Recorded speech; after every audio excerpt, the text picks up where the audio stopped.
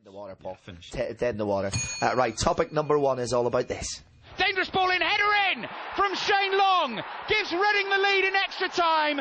Liverpool were 1-up in this game, and now they are staring at an early exit from the FA Cup. Phil Dowd glances at the watch, brings the whistle to his lips, and Liverpool's chances of silverware this season are all over. Fact. I will read this question as it's been written. Jamie Carragher and Rafa Benitez have both apologised to their fans. Less than 2 weeks into the new year, all Liverpool have to play for is the Europa League. Now, slight hope that Rafa Benitez can try and squeeze his injury-ravaged side into 4th place in the Premier League, but a slight hope is all that it is. A complete disaster, but let's go back to the start, as Coldplay might have said at one stage. What's wrong at Anfield from the very beginning? What went wrong, first of all, Yari? For me, this season, I think I'd put it down to the sale of Xabi Alonso. I just don't think they've managed to adequately replace him. I think the sale of Xabi and then the failure to sign Gareth Barry.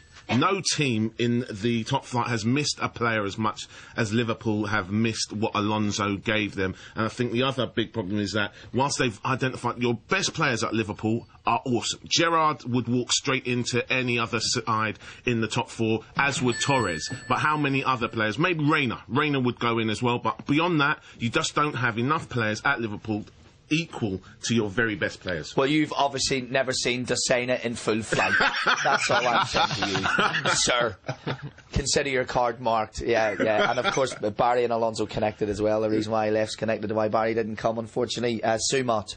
Rubbish. That was rubbish, Yuri, because I've selected you as the soft underbelly of this panel, right? Okay, because I'm not going. Very provocative. Seek and destroy. Seek and destroy. Good luck with that. Yeah, I know. I'm a bit worried now. Can I just say that Yari actually, when he said good luck with that, leaned forward slightly and very intimidating. In 2010, physically intimidated a woman. In the workplace. In the workplace. You forgot to add that I showed her the back of my hand as well. Well, I oughta.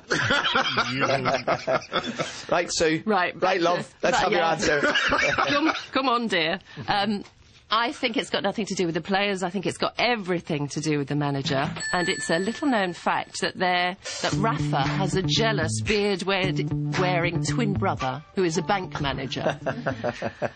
Rudy, the bank manager. They've always hated each other. And a season ago, Rafa invited him round to bury the hatchet, and instead Rudy drugged him with Rohypnol, tied him up, put him in the attic. Oops, where's this going? And has since been running the team. Yeah. Because I think that's the only thing that could possibly account for a man who managed a team to 5 trophies in one season into somebody who's bumbling about, doesn't know what he's doing. And Jamie Carragher has become more of a bereavement counsellor, hasn't he? Spending his time off the pitch apologising for the way this team is playing. Where did it all go wrong, Paul? Well, I would argue. I was going to go Alonso. That's kind of the obvious one. But listen, a fair and a good point. I think maybe the end of last season created false expectations. Really, I think they're not as good as they think they are. So Rafa didn't buy players when he should have. They lost Alonso, didn't replace him, and they didn't think they had to accompany. They had to put someone up with Torres. No one's up with Torres. There's too much responsibility on Torres and Gerrard. Ungog comes in straight after a period of being an abandoned sink. I just thought that on the spot. I'm improvising. I'm away. Dirk Kuyt can't score. The pressure on Gerrard is incredible. There was rumours coming out of Anfield on the forums that he was forced to play the second half against Reading when he had a tight hamstring. He didn't want to. Oh, dead arms. No, but come on, Rafa's come out and actually had a go at him in the press, saying he needs to step up. He's already carries that city on his shoulders. I look at the affair in the DJ booth as an attempt to get incarcerated just for arrest. I saw that as a cry for help. Do you know what I mean?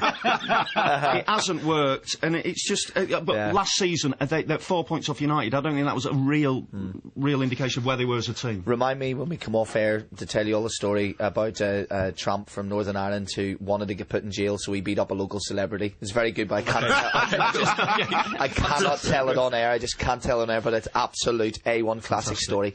John. Well, the persona one. I mean, Xabi Alonso is absolutely right, isn't it? You know, the fact. It's been right 3 times in the last 3 minutes. But the fact that Rafa just couldn't get on with him. You know, managing's about looking after people and getting the best out of them, and to sort of get rid of him because you can't get on with him, which apparently is what happened. And then to compound it by going out and buying a waste of space like Aquilani is just staggering. But I really think that the problem set in 2005 when they won the Champions League. They won it playing a certain style of football which was containing, really, and hitting on the counter. A boring style of football, and it doesn't hack it on a week-in, week-out basis in the Premier League. I think that winning the Champions League, it's then that the rot set in. Sorry, winning the Champions League. Yeah. Then it set in. I kind of went last to you there, John, because you're up for a record time win today. I thought I'd give you a really hard time, but I'm a bit scared already, so I'm just going to back down. And does that mean you agree? Yes, I agree with everything you say as always.